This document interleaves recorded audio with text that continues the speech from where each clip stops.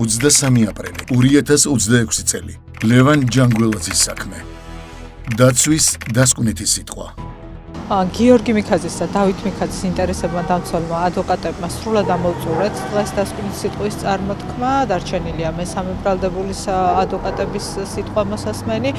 კიდევ ერთხელ რომ შევაჯამოთ იმის გათვალისწინებით, რომ თავად პროკურატურას არც ერთი პირდაპირ მტკიცებულება მიქაძეების წინააღმდეგ ამ საქმეში წარმოდგენილი არ ჰქონდა.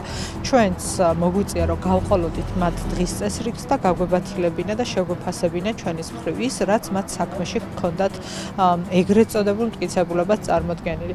ამ ყველაფრის მოსმენის შემდგომ მე ღრმად მწამს, რომ ბატონი მოსამართლე მიიღებს ერთადერთ სწორ და სამართლიან გადაწყვეტილებას და ვინაიდან საქმეში არ არსებობს მტკიცებულებები მკვლელობის ორგანიზებისა, გაამართლებს ორივე ჩემი დაცვის ქვეშ მყოფებს წარდგენილ ბრალდებაში. პირველ რიგში თუ კი სასტუმროს თაუერის კამერებზე არის საუბარი ის თუ როდის არის ეს კამერები ამ კამერებზე ინფორმაცია ჩაწერილი 15 თებერვალი მკვლელობამდე ერთი თვით ადრე პერიოდია აქ რა შეხვედრაც არ უნდა მომხდარიყო ამ 15 თებერვალს ამ სასტუმროში თუ კი არ აქვს პირდაპირ მტკიცებულება პროკურატურას რაზე იყო ამ შეხვედრაზე საუბარი რა დაიგეგმა ვინვის რა ინფორმაცია მიაწოდა ბუნებრივია მხოლოდ ორი ადამიანის ერთ ლოკაციაზე გადაკვეთა ბუნებრივი არ ნიშნავს იმას რომ ისინი აუცილებლად მკვლელობას აორგანიზებენ. ასეთი მტკიცებულებები საქმეში წარმოდგენილი არ არის.